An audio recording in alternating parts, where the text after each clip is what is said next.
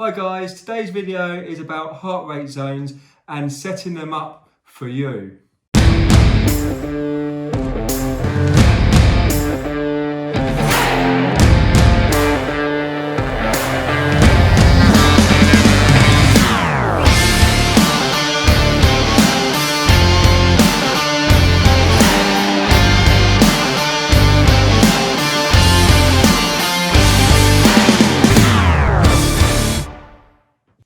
Welcome back to the channel guys, and if you're new to the channel, welcome and please subscribe. Now today's video is about heart rate zones for you and how to set them up for you.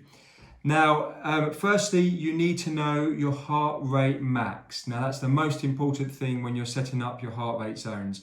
Now the problem is a lot of people go by the 220 minus age theory. Now that was proven not to work, so please do not use them, because if you use them, then you're likely use that formula, you're likely not to get that right.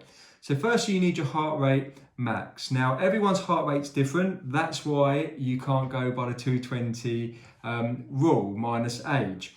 Now you need to do some tests. Now there's the most accurate test is to do a VO2 max test in a lab.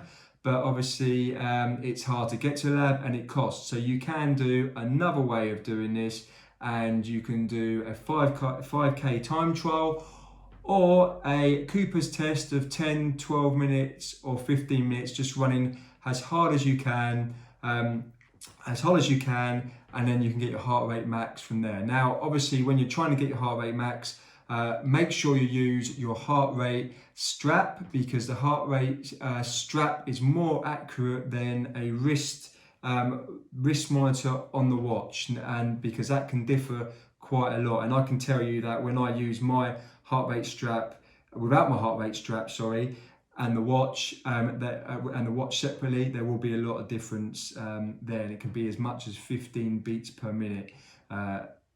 So different. So you can see there's a big range of it. So how do you work out your zones? So firstly, I said you have to do a test. Now you need to get a test. Now once you do the test, you'll get the heart rate max from there. So you need to go as flat out as you can on a test. Now some people prefer 5K time trials because they can run really hard and then they can get an accurate thing. Or you can just blast a 12-minute Cooper test as fast as you can, and then you can take the heart rate max from there. Once you've got that zone, I mean, you have to be fully rested when you do this and really give it your all. Once you do this and you get that heart rate max, you can set up the zones. Now, the other common mistake that people make is they just go by default on their watch. Now, don't do that. You can manually change the zones to what you want them to be. Now, when I say what you want them to be, I don't mean go and put any random numbers in. So there are calculators that you can use. So I will send you, on the description, there will be a calculator that you can just have a look below, and I use that one. And there's other ones, but you can click on that and that will show you, where you just type in your heart rate max and that will give you your zones. Now they'll be split up to zones 1, 2, 3, 4 and 5. Now 1 and 2 is, 1 is classed as easy training. Yes, easy training. 2 is classed as steady. 3 is classed as moderate. 4 is hard, and then obviously 5 is very hard and maximal. So you get to see them zones and where you should be doing your training. So I know I've done videos about zone 2 training and heart rate training, as you can see in my previous videos, but this one tells you how to set the zones up. Now it's just simple. You put it into the calculator, you put your heart rate max in, and it'll calculate your heart rate zones, and then you just input it into your phone. So you'll probably have to do this on a desktop or an app, depending what watch you have. So I have the Polar, and Polar you can just go into the app on the desktop and just change it.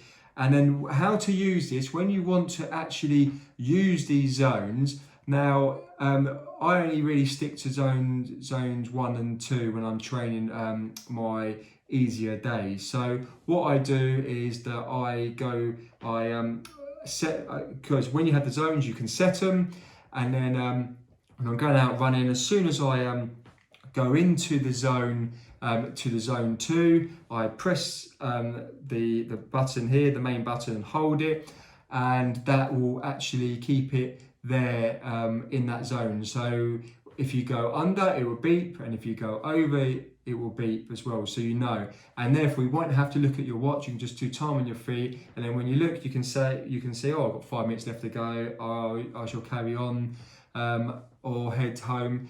And that's the way how to actually do it. And you don't need to get, constantly looking at your watch thinking, I'm on what zone am I in? You don't need to do that at all. And that will affect your technique, so don't do that. All companies that I know, watch companies that I know, running watch companies, do actually have a pointer. It's called a zone pointer, I think. And you just hold it, and then it will just beep when you go over and under, and then you know. And if you think you've gone under or over, you can have a quick look, and then you know, and you can slow down, and then it will, as soon as your heart rate drops, it will go back into the zone. So that's very much what I use, and I use it mainly for zone 2 and zone 1. The rest, if I'm running harder, I don't use the zones. I just analyse the data afterwards. So I hope you found this useful. I find this is very important to get your right zones for you and not to copy anyone else. What do you do? Is this how you set up your zones, and are these a test that you do? Please drop a comment on the box below, and thanks for watching, guys.